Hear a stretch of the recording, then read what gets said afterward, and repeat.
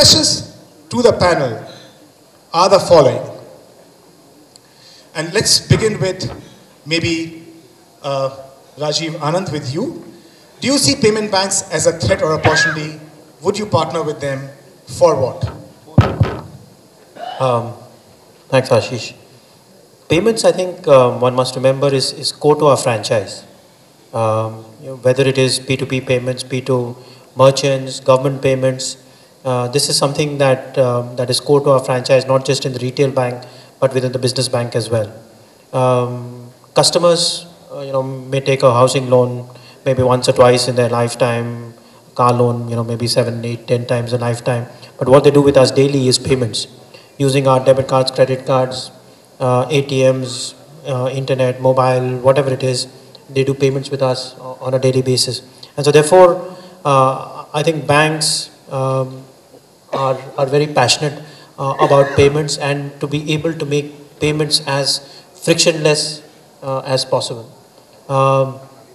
Bringing about ubiquity in terms of payments, meaning that you should be able to use your debit card or credit card or mobile or wallet or whatever it is across various types of merchants, being able to send money to various people and so on and so forth. And what you will also notice is that in general, most banks are already offering most of these facilities to customers for free, because the view is that banks will make money on fee and float, selling them mutual funds, insurance, loans, and so on and so forth, and therefore drive engagement through payments. And so therefore, I think payments will be and will continue to be core to the franchise. However, I think the payment bank business model still needs to evolve. It is not clear to me what exactly the business model of a payment bank is and how they will be able to attract customers. But clearly, if you see the regulations, one of the areas which is obvious is that they cannot lend. And so therefore, our ability to lend to these customers, customers who perhaps through, for example, a telco related payment bank is able to bring those customers onto the banking fold, and our ability to lend to them is perhaps one area that we will collaborate. So my net what we are saying is that in many areas we will compete against them, but there could be certain areas, lending, fixed deposits, are areas that we could perhaps collaborate with them in. Thank you. Mr. Rath, Rajiv mentioned that maybe they have enough and more development and they really don't see what more payment banks can bring. From a public sector banking perspective, how do you view this space emerging and your views on payment banks? Yeah. See, I completely agree with Mr. Rajiv. No, the payments as such is core to the kind of banks.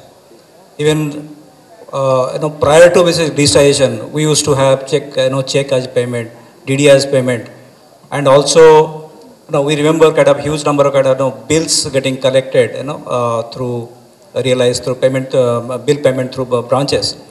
So when the digitization comes, it's not that we have thrown up all that business. We have also digitized. So so starting from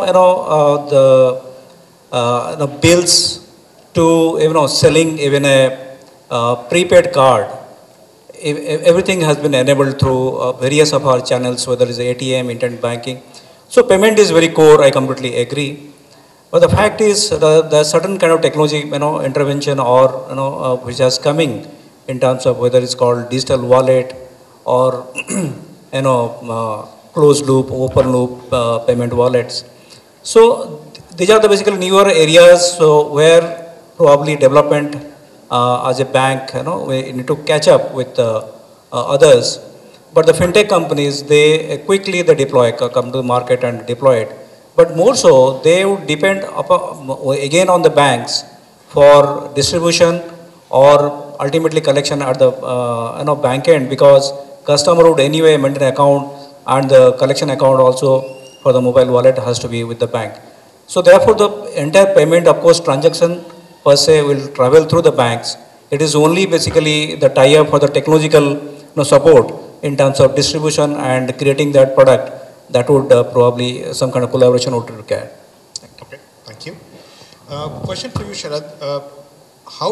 What future do you see of digital play, both in acquisition and servicing? Yeah, Ashish, if you look at what acquisition has meant, it meant basically filling a form and a banker to meet a prospect, banker or a banker's representative. Over a period of time, we've seen this move to the electronic channels in quite a significant manner. So the paper form got kind of replaced and evolved to a digital form, and the face-to-face meeting, started to evolve towards a phone meeting or a digital meeting. However, it was still restricted to a computer, and you had to be present at a particular place, and you had to have a computer to access it. That meant its own, challenges, whether you had access to the internet at all points in time or not, but it was still restrictive. I think the biggest change that has happened pertaining to acquisitions is the enabling of the acquisition process because of the smartphones. So with over 300-400 million smartphones in the country and growing almost every day with such a proliferation of these smart devices, the forms or the mechanisms for banks and financial institutions to reach out to clients has just increased manifold. The second very important thing is the documentation and the KYC aspect of account opening. So still, while it's nascent, the entire Aadhaar and eKYC is picking up very, very significantly. So rather than people having to have copies of their KYC documents and put that all together, you can actually validate yourself through biometric and eKYC. And in some ways, and in many ways, you can actually open an account and open a relationship absolutely remotely through your smartphone and through your eKYC and Aadhaar. That's already happening today.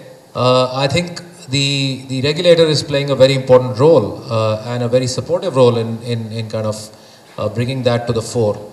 And as we move forward, relevant offerings made by banks and financial institutions to clients in terms of acquiring customers across a range of products, whether they be bank accounts or credit cards or mutual funds or applying for insurance policies, we will see them as coming to being digital.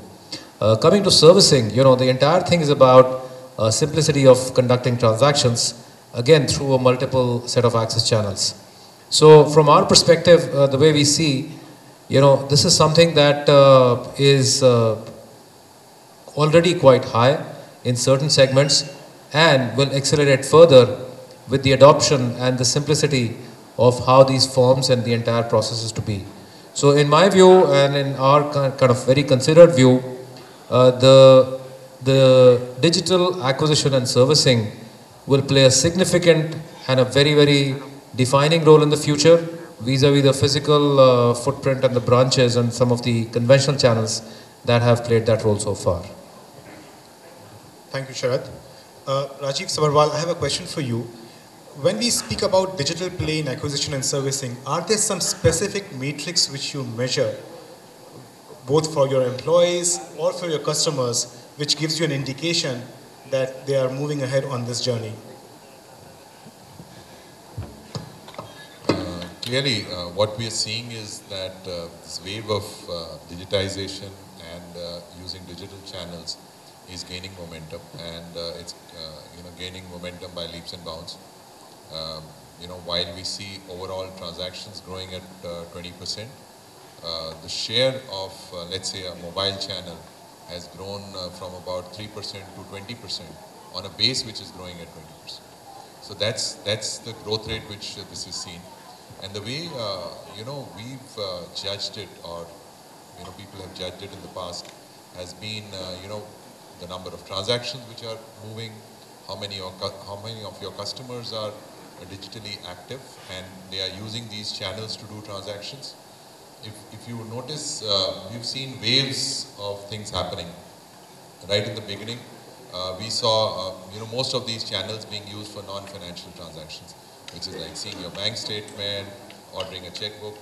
The next wave came in terms of financial transactions, where you saw a lot of financial transactions happening. The next wave actually saw comprehensiveness of these transactions. Today, virtually you can do any transaction which happens at a bank branch, you can do it on your digital channel.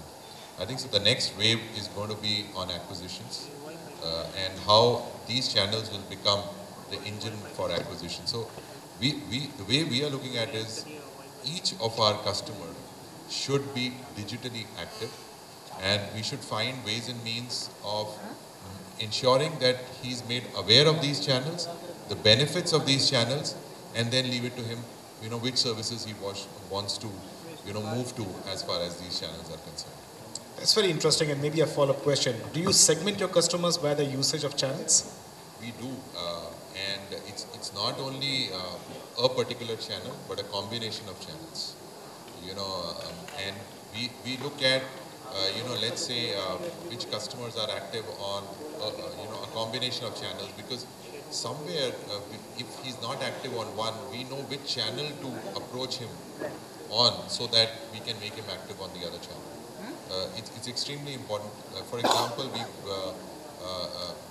rolled out a multi-channel strategy wherein we have now got a single view of the customer across all channels, which means that if he's, let's say, doing a transaction on a particular channel and he's unable to do it, and he approaches us on the next channel, we know what happened to him on the previous channel rather than asking him what went wrong. So finding ways and means of integrating, a customer across channels is extremely important. Things like UCIC has also helped us in making that happen. And the next wave there is going to be how do you, use Aadhaar as a means of, creating a single view of the customer. Thank you. Mr. Dutt, a question to you. As payments become a commodity, do you foresee challenges to fee income of banks from transaction products and payment products? I think if we see our telcos probably the average revenue per user, maybe we are the least among the kind of globally. But if you see the volume, our telcos are making the business. So probably in India, the small ticket size transactions has to be there because the number of volumes is going to be quite large. So our focus would be on handling those volume, and whatever little margin we make on the on those fees transactions, I think the volume will make up for that. So I think we are not very worried about digital transactions being less competitive in nature in terms of pricing.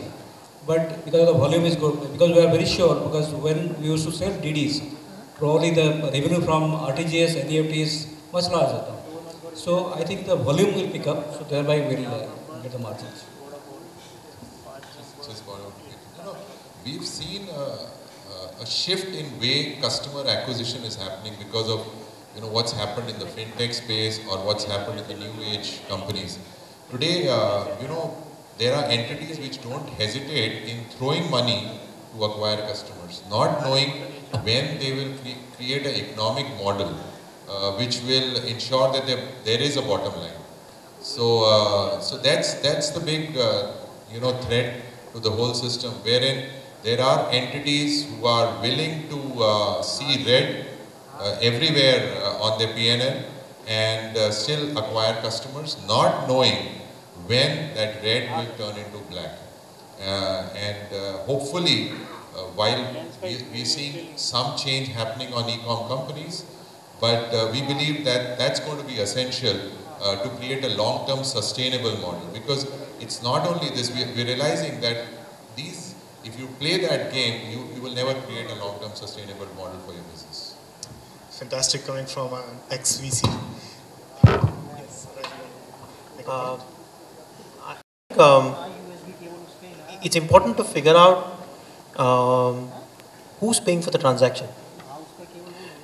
In general, if you look at most transactions, internet, mobile transactions, etc., they're free to the customer, right? So therefore, like I said, payment banks need to compete against free. And as Rajiv was mentioning, if payment banks are willing to pay 50 rupees per transaction, good luck to them. But I mean, the point I was trying to make is that within that ecosystem, somebody is paying for the transaction. It's either the customer or the merchant. Either merchant through the POS terminals, whatever else, or net banking, where we charge them interchange. That is not going to change anytime soon. It may go up or down, but I think fundamentally there is a cost that, as Mr. Rath was saying, there is a cost per transaction. Somebody has to pay for it. The model that we have chosen, whether it is on the ATM or whether it is on digital transactions, typically the merchant pays. And I don't think that's going to change anytime soon. That's it. You spoke about this whole thing of bundling and unbundling in your previous slide. Honestly speaking, this is exactly where I think so banks will win in the long run, because their ability to offer comprehensive services is going to be amazing. For example, at least I can say I struggle to keep track of, if you have multiple accounts and you maintain it, you struggle to keep track. Even in this social world, when you have to be on Facebook and Twitter and WhatsApp, who the hell wants to open each of the apps? If somebody gives me one app through which I can access all of them, then life will be easier. So, I think so in the long run, we are going to see people wanting to see comprehensive services coming from one service provider rather than look at it, bits and pieces. It's going, people are going to be short on time, and that is what we will have to respect in the future. So clearly the panel here, the bankers are quite ready for the whole payments opportunity and feel that payment banks will be an addition to the overall offering for the customers. Let's move on to the second theme for today, the digital lending. And the way I was thinking about digital lending is to see where digital lending can add a hand to the challenges we have. And take an example of rural banking. It's a vicious cycle. You don't have proper products customized to farmer needs, EMI based versus seasonal demands. You have high reliance on documentation, which is a mess given the formal land records. The ticket sizes are really small. You have very high manual cash-based recoveries. NPAs are very high. For example, in dairy sector, the NPAs are as high as 50%, resulting in very poor growth in rural lending.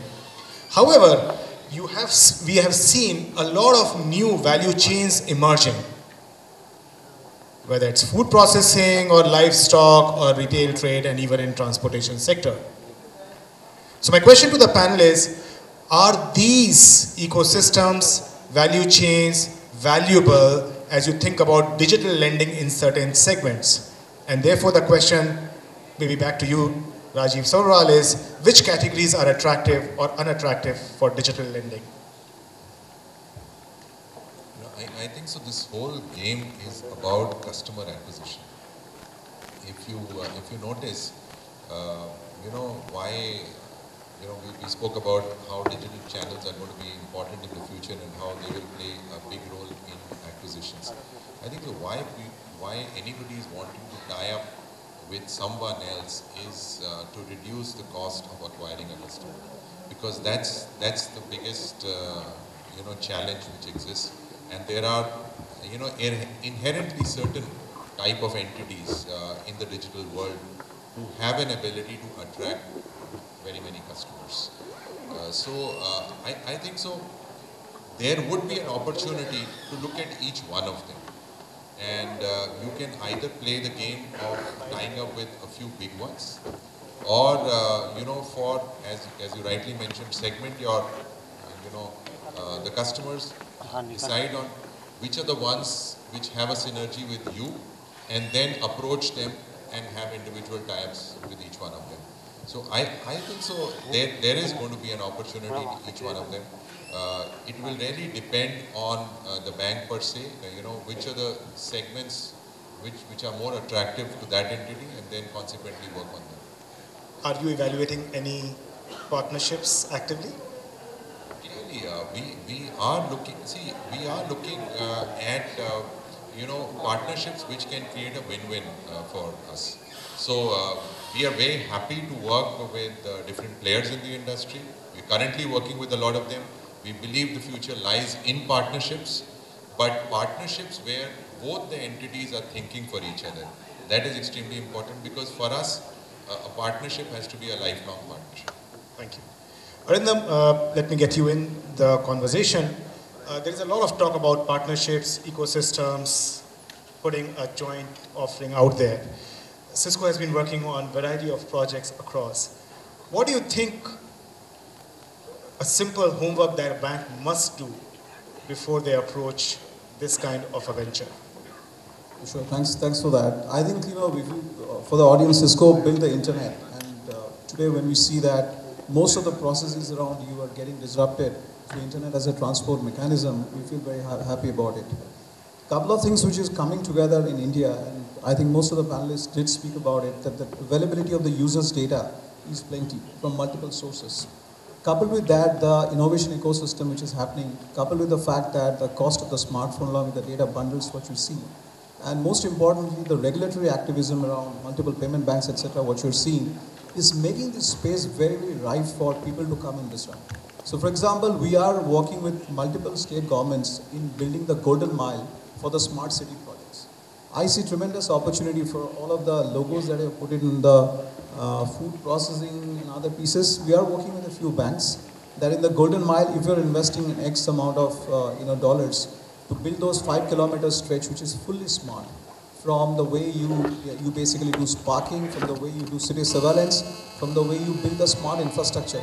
I see that a lot of entrepreneurship which are going to be happening in Andhra Pradesh, in Rajasthan, in Madhya Pradesh, and banks do have a very potent ways to go and cater to that, because many of the times you will see those entrepreneurs will be selling their stuff on many of the online portals what you see.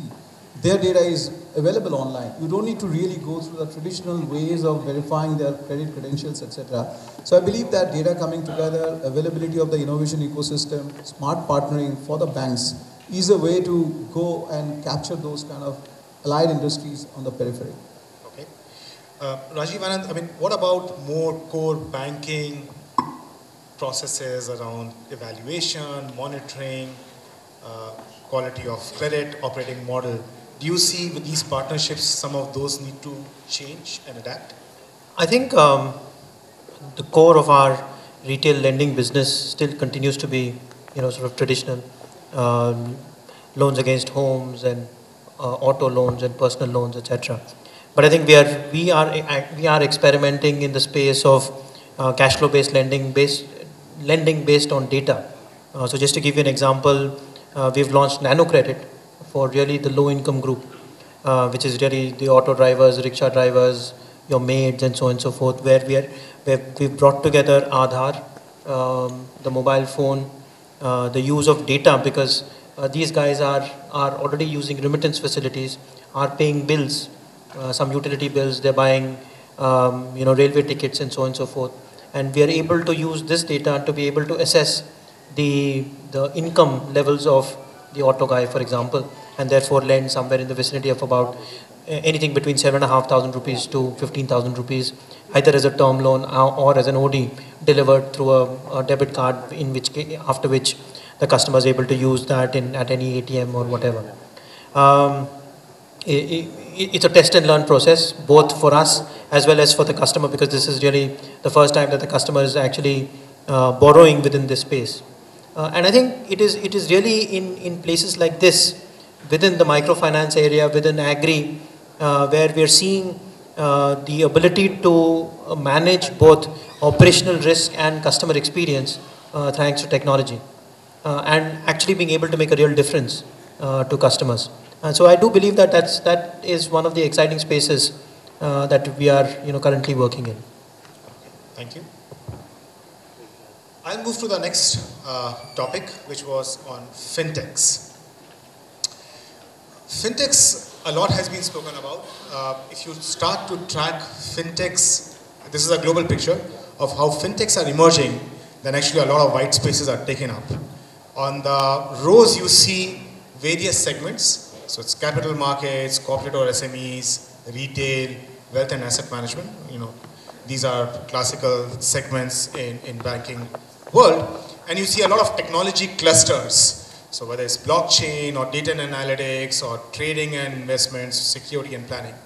the fintechs are starting to fill up a lot of space. The funding in fintechs is all-time high and it's growing really exponential. Last year, for example, in 2015, across the world, $30 billion of VC money went into fintechs, many of them still in garages. Banks are not static or watching on the sidelines. Globally, banks are participating in the fintech space. There are three models we see across the world of how banks are participating in the whole fintech space. A large part that you see is being an incubator themselves. And you see a lot of logos and they will have a lot of entities which are incubating fintechs themselves. There are banks who acquire or set up PE funds to really figure out where a promising fintech comes up and they acquire and get these technologies on board. And of course, then there is partnering. A lot of banks are happy to partner with fintechs and approach the market jointly. In India also, we have seen a surge in fintechs, a lot of money being spent on fintechs. And my question to the panel, and I'll begin with you, Sharad, is we saw Citibank on all the three parts. So what's your take on fintechs in India, globally? How do you see this space emerging? So, as you mentioned, Ashish, this is where all of the action seems to be from an industry perspective. From a Citibank perspective, we have our own fintech. It's called Citi Fintech. It is operating in the US, and the idea behind Citi Fintech was to create an organization which would cater to the needs of Citi in terms of its tech development. Classically, the bank has always adopted a long gestation period release methodology. You aggregate all of the user requirements, then you create BRD, and then you develop it, then you test it, and then you do finally the rollout. So it's a long gestation period, and typically for the reasons of economies of scale and stability, you have a certain restricted number of releases coming out in the year. And that was the classical model that we operated in. So as the bank's management kind of got together and said, since mobile is the way for the future, since we have to really be future forward and future ready, we have to change the method that we do business and we develop technology. As a result of that, Citi Fintech was formed, and in Citi Fintech we have adopted a very startup culture. So the very type of companies who would like to work with us and the way we would like to roll out products is something that we do internally now. Citi Fintech is largely focused on the US market. If you come to, say, India or other regional markets, one of the methods that we adopted is called the Citi Mobile Challenge, where we throw open a challenge to all of the companies that are operating in the banking technology area, primarily using mobile as the means of delivering that technology. And we ran one Citi Mobile Challenge in October of last year in India, the first one. It had massive reception. Almost 1,900 companies kind of participated. They went through multiple rounds, and the selection of these companies in terms of who would get shortlisted was again very crowdsourcing based or crowd selected based method. We have identified a set of companies. We are working closely with them.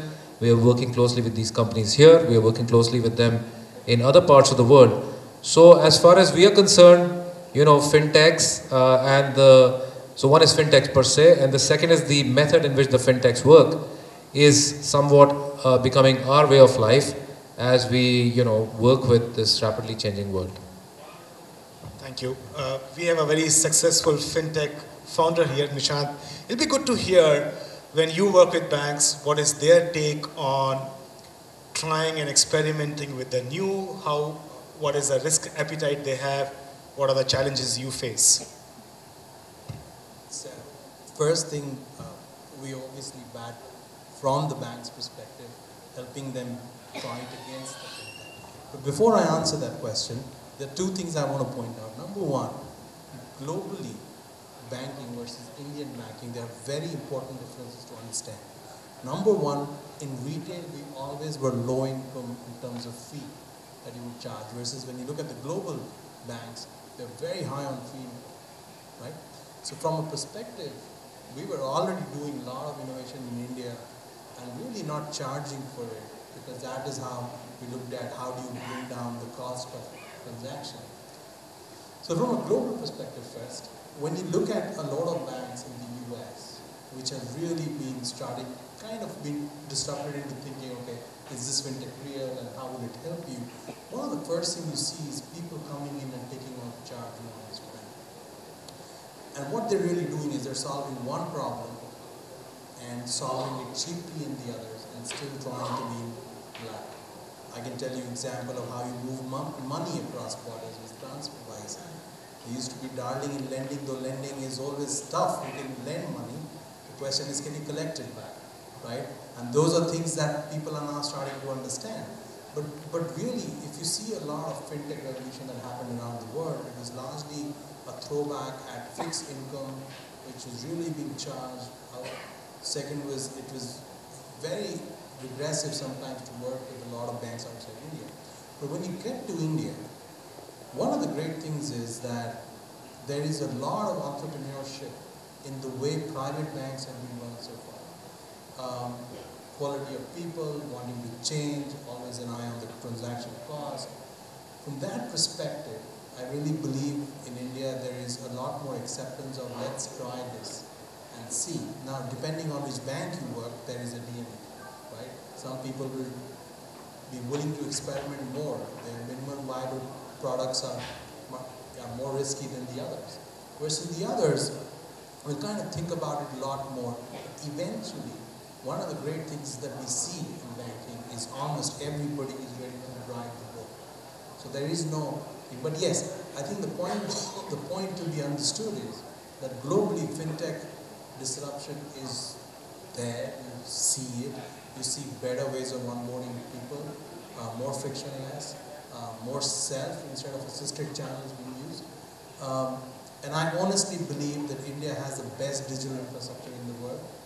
You get Aadhaar, which is your ID stored by the government, it's for you to use.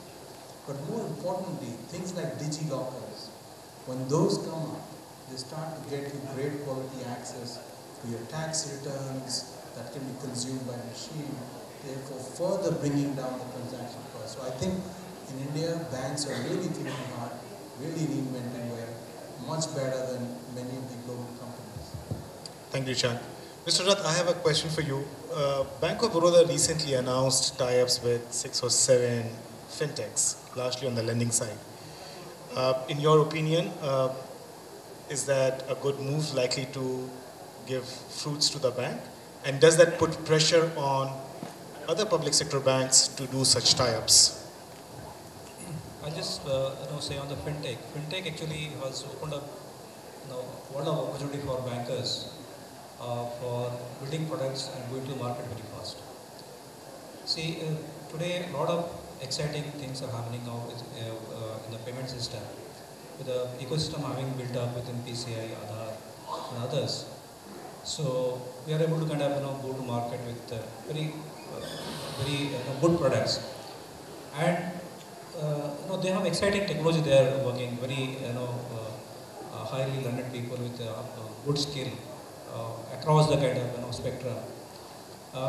Some of the challenges we have, selecting these fintechs, because historically we select people or partners, technology partners, through some kind of tender where we evaluate them in terms of the balance sheet, in terms of the experience. But all of a sudden, this goes away. So we have to really re-evaluate how do we select the right fintech for our for partnering for development, technical development. And some of the areas apart from I think payment, big data is another area where these people are really giving a lot of hopes for the banks. Instead of deploying a lot of funds on data warehouse, I think these fintech companies are working very hard and very successful with the banks in those business analytics area. And what you said, coming to I think tie-ups, definitely see if somebody, some fintech company is building based on external transactions, the scoring for a particular individual or SME. So it makes sense to kind of tie up. Let's say for getting the scores of individuals or companies, we have civil with us where we share data and of course access data. Similarly, actually on a payment basis, if it is available and is accurate and it is trustworthy, I think it is worthwhile tying up with them so that you can, as you said, digital access, giving loans through digital model. See, today if you see, I'll just give an example. Or PMJDY, you are supposed to give overdraft facility for the customer who get DBTL transactions. Okay, so that model is there, and the system we have put on the system, and this SMS goes to the customer automatically that you are eligible for OD for so much of money. So he comes to ATM and gets the money.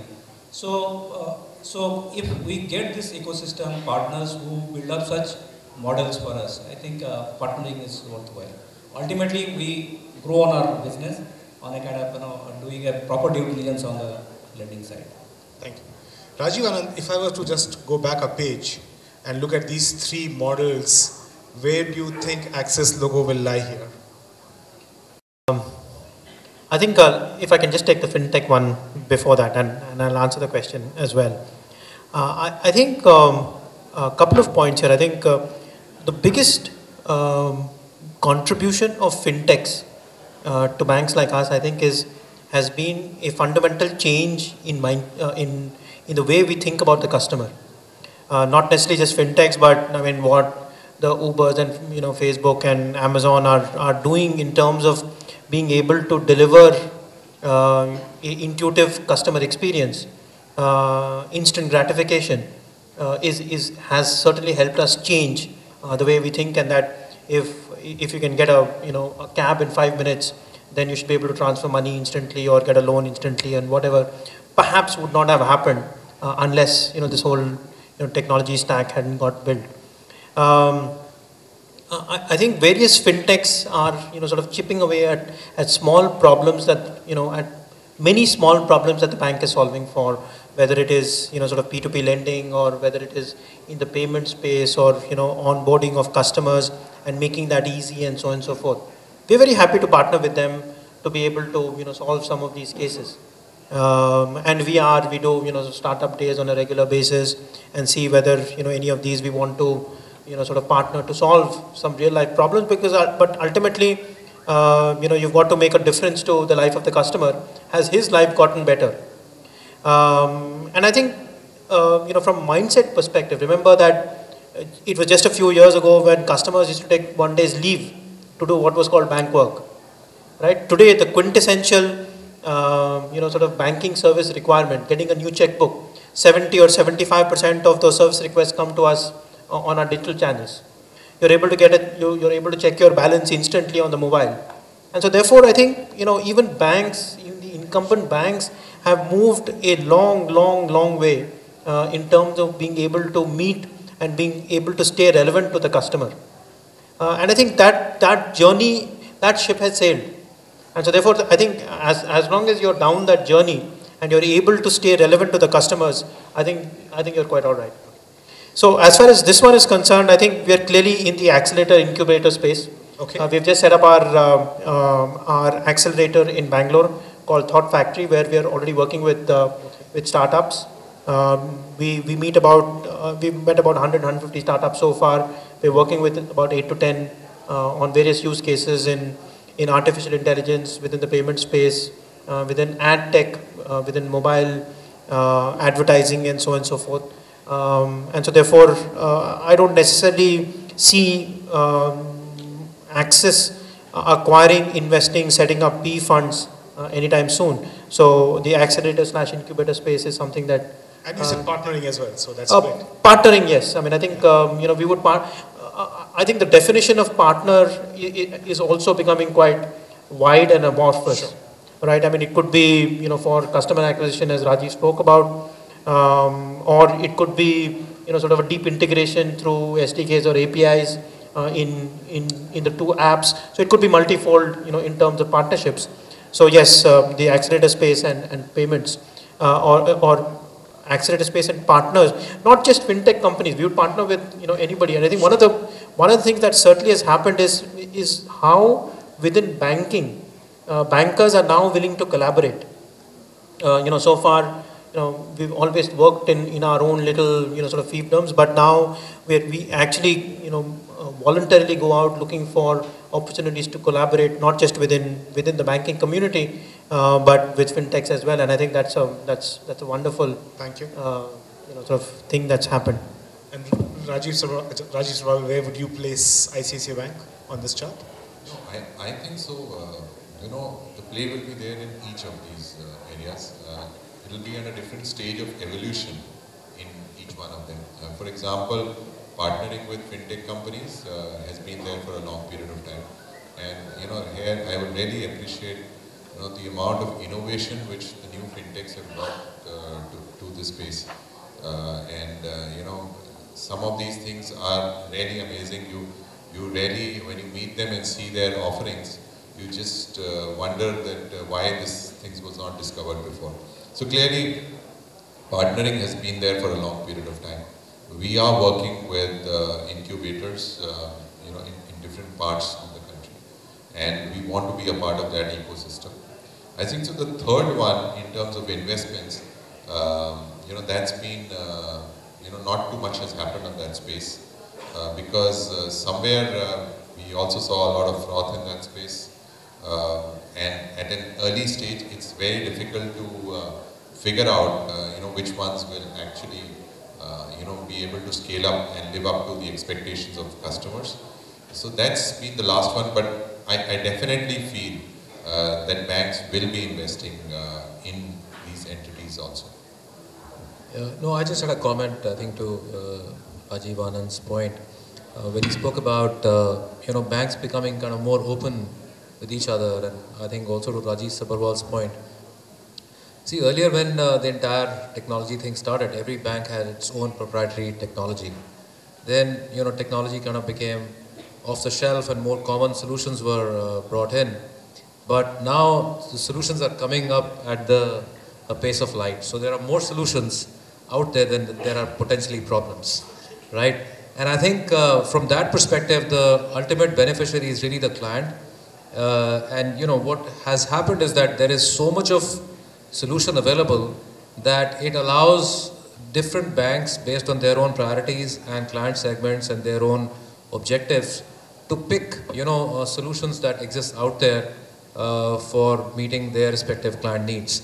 So I think some of that is, while it's benefiting the clients definitely, it's making the entire system quite open and way more frictionless because the configuration of whatever is the standard solution is quite easy. So it's just, that particular development that I thought I should just talk about. Just a quick point. Cisco actually sells into multiple countries, so we've seen that getting played in multiple other places. One of the profound change which is going to be coming in India is on the data privacy architecture. So today, for example, for any of the social networks, the data publication, data access, and fundamentally as a user, for your right to give the consent doesn't exist. So what we anticipate that a few of the large banks which are in the panel obviously would tremendously increase the pace of innovation in this front when those architectures are ready. But there's going to be an alternate platform. Mark my words, there's going to be an alternate platform where all these fintechs that we are talking about, or the lending space, perhaps will be taking the data feed and massively, scale out architecture they will build. And many of the smaller banks and many of the emerging banks would basically be the provider of the products, and they will basically be taking those products to massive scale, distributed out. Fantastic. Let's move on. The next theme we had was on data mining, and given Nishant is here, I picked up a slide from his brochure, which said that solutions can achieve a lot: 110% up lead conversion, 20% up cross-selling, 80% reduction in sales stat, 30% increase in service quality. Very, very impressive statistics that you see on the chart here. So Nishant, why don't we begin with you? What do you see as a difference between banks who are able to get this and banks who are not able to get this? So we've been spending a lot of time talking about digital implementation. The question is, what do you do with it? So things like this. If you have a CRM and you're still adding people to your operations team, that's a problem. That means something in the design didn't work. If you have a CRM, if you're not collapsing your TAT by 20% quarter on quarter, that's a problem. So those are kind of things which will then get you to take these kind of results. And I think what we're seeing is there is a situation where the top management believes in it and pushes through those difficult changes, which are largely enterprise-wide and not departmental initiatives. Number two, we're seeing banks which is ready to take off some risk to get those numbers because the benefits so far outweigh the risks that they're taking. So those kind of people are absolutely rocking the chart. I mean, this, by the way, is real statistics of our customers in India where we've implemented and the average growth we see with them. So a lot to chew here around the whole work design part. My question to you, Mr. Rath, is while so much is being spoken about data mining, often we find that basic customer contact information sometimes is a challenge, as much as 40-50% of our customer records. So is this really, from your perspective and large number of, let's say, bankers, is this really usable? Is this really monetizable? Are we looking at 2 or 3 data speeds? See, actually, if we see our migration phase from branch banking to core banking. Today, earlier we used to be called a branch customer. Today is a bank customer, correct? So, still having reached this stage, we still carry that baggage of kind of old data being migrated into core banking and cleaning up those data. So that work in progress because of the large number of records that is still in progress. But I must say, with the intervention of UCIC, Aadhaar, and PAN, these are online validation. We are able to do it, as well as like PAN. So these, I think, 3-4 things, we are able to kind of dedupe the customers and find that this is the customer, though having kind of maintaining relationship with so many branches. So there, with customer ID migration, as I think is complete. So it's very much doable. I think the next step is this CRM will play a big role definitely. But thing is, we should actually phase it out in terms of starting with the kind of operational management. Then like you can give your call center. I think how the bank evolved, they started give this CRM to call center, trying to see when the customer calls up, like which are the channels he's using, what is the total overall relationship of the customer. We are able to see that. From then on, actually, then finding out the sales part of it, based on the relationship and the potential of kind of selling is cross-selling. So we are able to kind of dial out customers and sell them. But whenever we see kind of cross-selling, my experience is, I think not more than 20% we are able to kind of cross-sell for the opportunity which we send out to them in terms of whether to email or SMS. So, but CRM definitely will play a big role in visualizing the potential of a customer and cross-selling, and also at the same time understanding, suppose a call comes to the call center, where we can find out which are the channels actually he used and what was his experience and his complaint, the magnification of his complaints. So I think more understanding about the customer comes in with the help of CRM.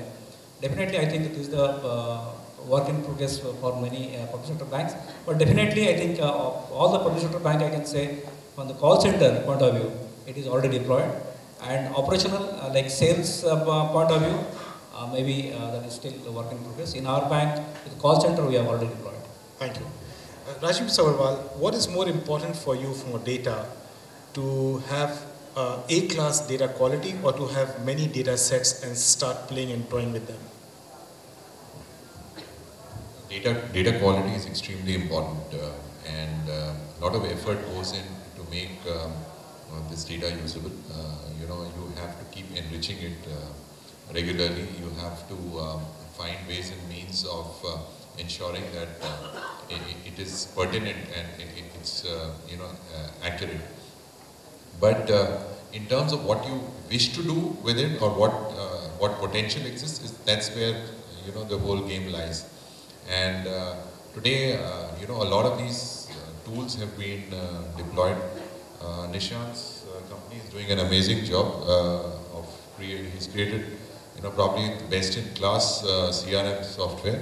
We extensively use it, and it's allowed us to be much more productive. Similarly, the way big data is getting used today, so that you can not only see the information which is lying within the bank, but what's happening outside the bank also. So some of these things, you're using geospatial data, which was not available in the past, but today, so much of that is available, and how you can integrate it with, so many things on knowing, where, in which subsegments you are weak, where do you put up a branch, and so on and so forth. So some of these things are becoming extremely useful. So, in terms of how you use it, it will clearly be a segmented approach on what you want to do. But quality of data is paramount, and comprehensiveness is also paramount. And that's the reason today, when you are acquiring new customers, you don't want to acquire customers if you don't have their phone number, you don't have their email ID, you don't have their Aadhaar number, and so on and so forth. So how do you, work hard at the initial stage so that life becomes easier later on is going to be extremely important. Question for you, Rajiv Anand. All the nice claims that were put on the previous page, have you experienced that? And second part of the question is, did any use case or any idea came up on how to use data which surprised you and was really effective? Sorry, what's on the previous page? The previous page was on the claims. Oh. No, it's all true. I think the question was really about the use of data and therefore some innovative applications. So I think the way that we see data within the retail bank is that we do pretty much everything based on data. So whether, as Rajiv said, we use data to figure out where to put up branches. We use data, our entire retail lending piece is on the back of data. The number of people that we should hire, number of people per branch, and etc., all that is on the back of data. We're also using, obviously we use data to be able to serve the customer better. Rajiv spoke about the ability to make contextual offers. So we know that you're going down a particular street in Bombay or Ahmedabad or whatever it is, and you'll get a notification saying, hey, this Pizza Hut next to it has a 15% off on an Axis Bank credit card, because we're able to track the fact that the customer is going down this particular road and we have an offer on that road. So in that sense, I think for us, I find this question a bit surprising. I think we live and die by data, so everything that we do is around data. Do you think you would have liked to know whether the customer was hungry at that time or not? Fantastic. Get there as well, Rajiv. I mean, next is wearables. Right? I mean, so that we get that data as well. Yeah. And then we'll also know what his heart rate is, and we tell him there is an offer at the Pizza Hut, but don't eat it. Well, fantastic. Let's move to the next topic, which was on cyber security and technology. This is a busy slide. Just stay with me on the headlines. So in 2015, the known risks on IT and cyber security costs bank $50 billion. This is for global numbers, and it's a fine print, but there are things around how hackers have been able to get in, increase the limits for prepaid cards, how ransom demands are being made using DDoS attacks, a whole bunch of things out there. Cyber, as you start becoming more connected, as more applications start to have, as our world becomes more interconnected, these risks are also increasing. there is an acknowledged increase of 100% on cyber attacks year on year.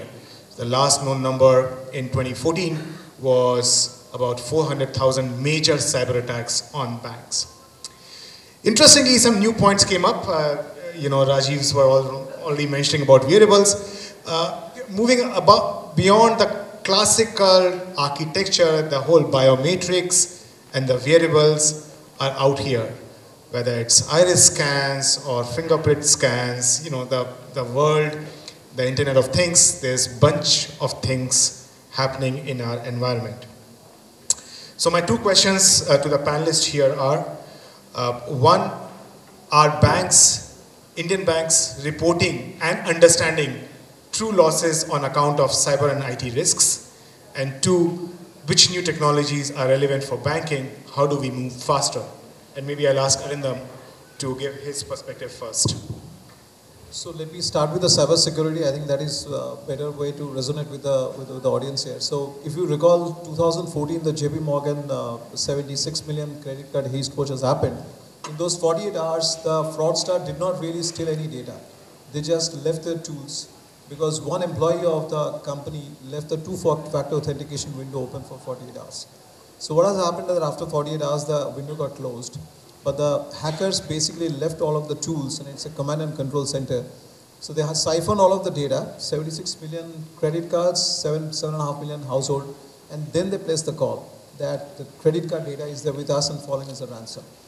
If you really look at it, that this is in the realms of the trust, in the realms of the ethics of the people, but in spite of deploying most of the sophisticated technology on what you have not in front of in the forms of firewalls, IPS, email and web security, etc. Still it happens. Today the threats are written with a zero-day attack. What basically means is that threats would be written for Rajiv Sabharwal with the specific credentials for which there is no signature available across the world, ever. So it is targeted for him doing a complete social profile of his. The Bangladesh, the hacks which has happened is that they actually attacked a particular PC which has a doorway to the Swift window. And it started siphoning up the money to one Sri Lanka bank and one casino in Philippines. Okay? Now these threats are not known. There is no way any IPS or any firewall or any email web security can stop that because these are zero-day. So the classic way to protect against these kind of haste and threat is that you need to build an architecture and you need to build an engine which is augmented by itself, which is machine learning, which goes back to the cyber threat center and tries to polarize the threats across the network as they're proliferating. What you call is that you need to have an architecture where you basically try to look at the threat before it enters. If it by chance permeates through the before phase, you try to attack it at the during phase, and if it is not, at the after. So my sense is that the cyber and IT risks, I think most of the banks I talk to, right, the identity service engine, when you do the posture assessment before anyone gets authenticated, I see 100% increase in the cases of it. And I think both the Rajivs can basically echo that this is a boardroom discussion in terms of budgets, in terms of priority. And we as the OEM community are really living up to the stage. At Cisco, we have formed a CAD team called Talos. All of the companies that have acquired in the last 20 years in the security, we got the best of 2,000 engineers and formed a group called Talos. To be surprising, you last my comment, we actually process more IP streams than Google, okay, on a day. Because we actually crisscross all of the network traffics and siphon out most of the threats. Next time it comes, it basically does a sandboxing on the web before it lets pass through. I think the banks are really waking up to these possibilities and trying to do their best. Which technology, Rajiv Anand, you will bet on?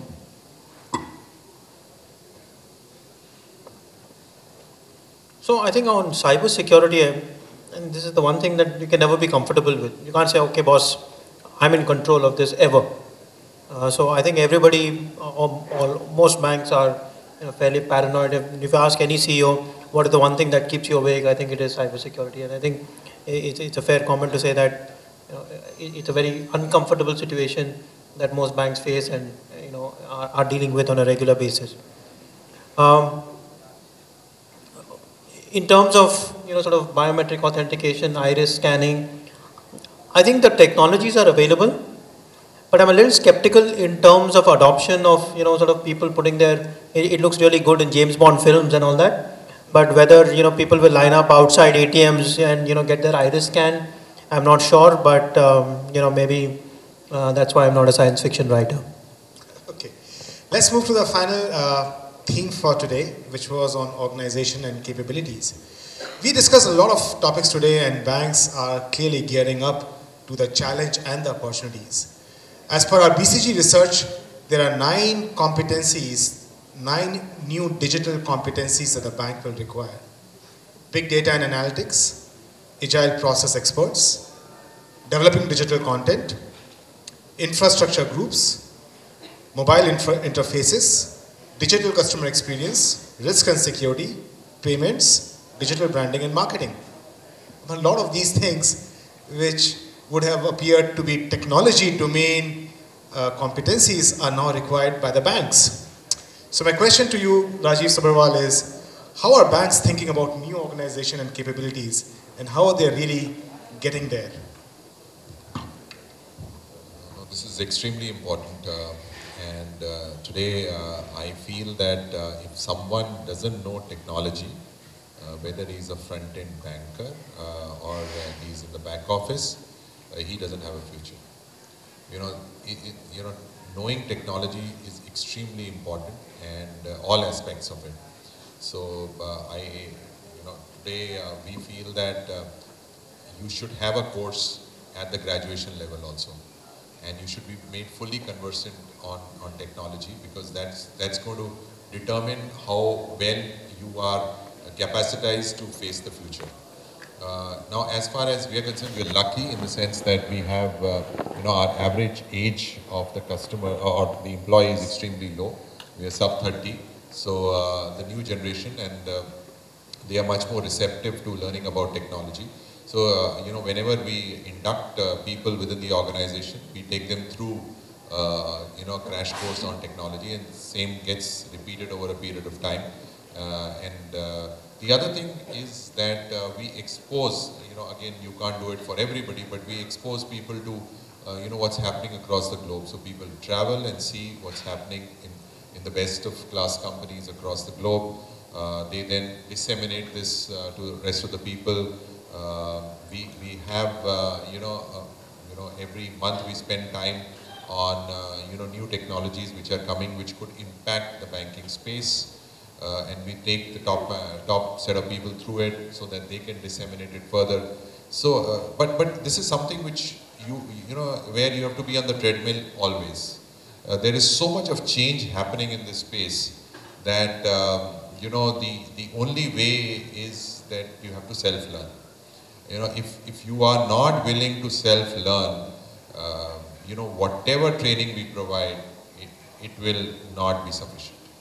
Mr. Rath, some of the flexibilities that private banks have, public sector banks don't have. The age is, while you are recruiting a lot of new talent, the age is still on the higher side. You don't have the flexibility, you can't give the kind of exposure for a variety of reasons. How do you deal with this challenge? In fact, our challenges are multifold, in the sense from customer side. We have quite senior customers who are not very conversant with the technology. So they are little easier to handle, but today's question is like the newer, younger customers.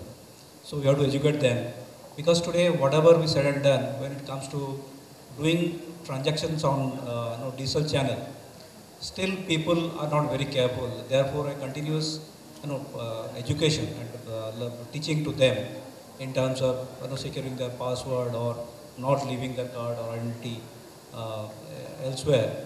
So that is most important. And secondly, within the organization itself, we have a learning management system, and as Mr. Rajiv said, there's a continuous persuasion with the employees that please go through, and we have integrated. We are integrating that with the HR, so that it is a compulsory for him to kind of go through all those training and certifications.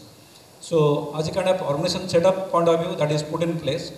And as far as kind of this thing is thinking about organization and new capabilities, in terms of actually bringing in newer technologies, we have a kind of innovation desk which is also kind of receiving feedback from customers as well as from internal employees, and putting them through the processes for development. And the metrics which, large scale implementation, I guess partnership, ecosystem partnership, that will be very key. We need to also manage that ecosystem partnership, whatever we tie up with. So that is also another area we have to work for. Final question to you, Sharad. I mean, you have relatively a very small footprint, but you have really shown the light of how digital can be leveraged. How do you really go about doing fast, large-scale implementation process changes? So one of the things that we run in our company is called Innovation Council. And, we have realized that conventional methods of finding solutions to problems are not going to be that effective. Also, innovation is no longer the reserved for one department called, I'm in the innovation department. I think everyone is in innovation.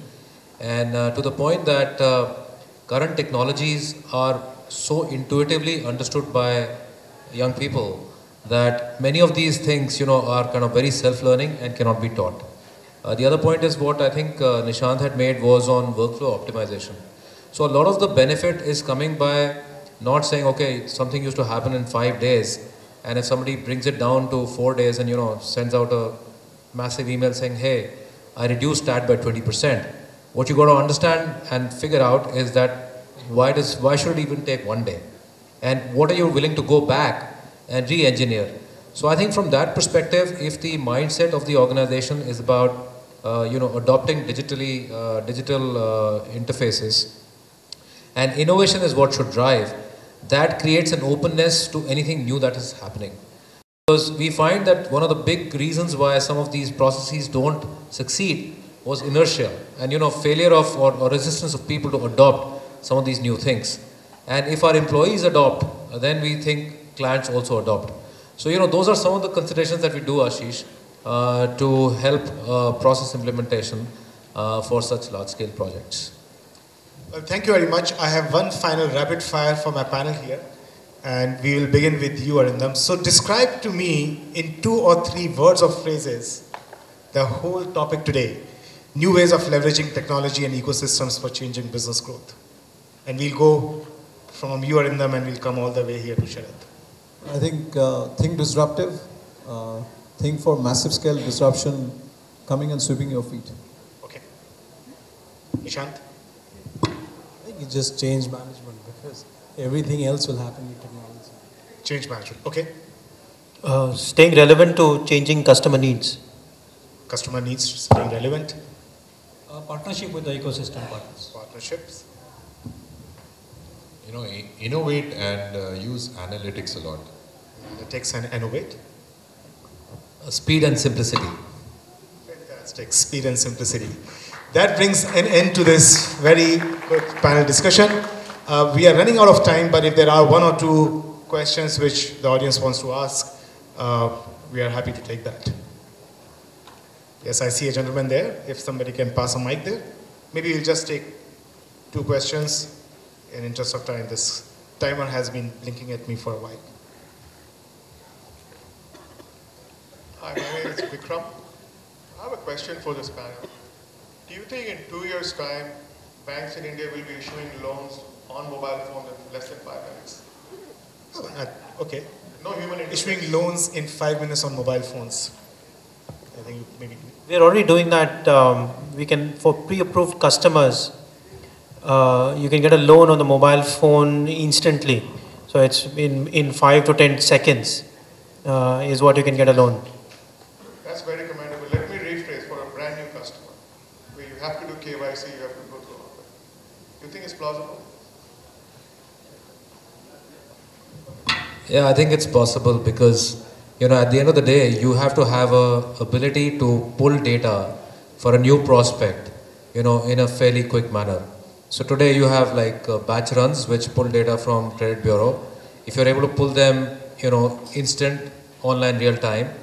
If the identity of the client is interfaced with Aadhaar, if you're able to, then approve the loan based on quick, scoring of that client. And then based on the fact that he or she has given the account number, you can actually through IMPS give an instant credit. to that client. So it's not, what you think is like very, very far away is actually happening. And parts of what I spoke, we're actually doing it today in our bank. So, it's like limitless, this technology kind of gets to a limitless possibility. Thank you. Can I just add to that? I think it's not 2 years away.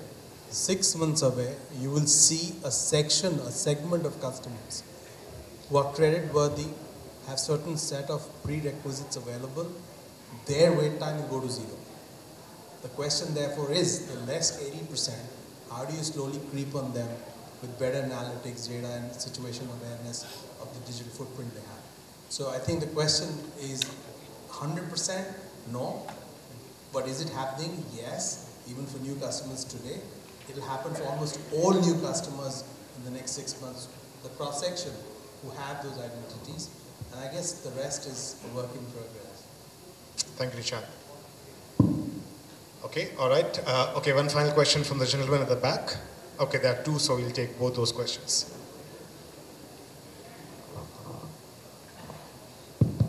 Yeah, hi. I'm Sudhir. My question is to, anybody can answer this.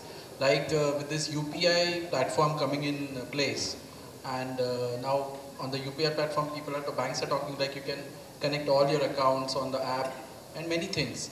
So is the regulator planning to certify these apps so that the customer who is downloading that app will feel safe? I'm talking certification. I'm not talking like, it is secured, 100% secure. A certification. Like, okay, because see, the reason is that if you see the circular, they say all banks who have mobile banking licenses are going to be on a UPI platform. They will be the first to be given the choice. So from that point, what is the regulator thinking of it, or are the banks talking about it? Because finally, there is nothing happened till date. But the day on which something problematic will happen, everybody is going to, anyways. So he wants, the question is, will the regulator certify? No, this is like a kind of mobile app today, whatever you are downloading from, from the stores. It will be a similar application, but this will be, before we upload that, we get it tested with NPCI, and NPCI will certify all our communication channels. So ultimately, application ownership rests with the bank.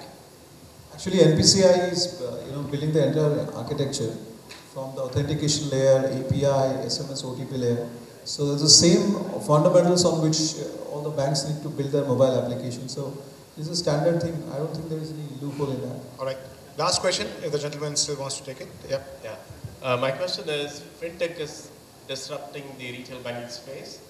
What about the corporate banking space? Are any banks working on it? So the question is, are fintechs disrupting the corporate banking space also? Yes. Anybody wants to take it? Go ahead. Okay, so since most, so yes, I think they're disrupting, but disruption is slightly different in nature. There's a lot of stories that we now see playing out where more and more customers want instant gratification. I want this, can you do this, or do I have an alternative platform?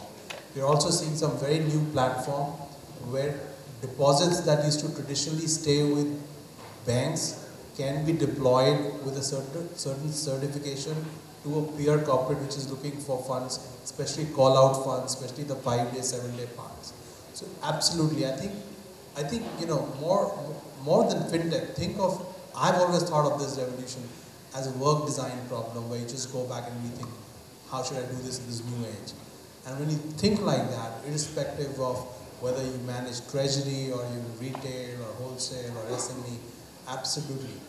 There are new designs available. There are people who are experimenting with new design. Do they have the critical volume today to say it's successful? I would believe no. Yeah, maybe the corporate part and the SME, if you start to put that in different segments, there is a lot of stuff happening on the SME side, especially when you look at various clusters around security, planning, so on and so forth.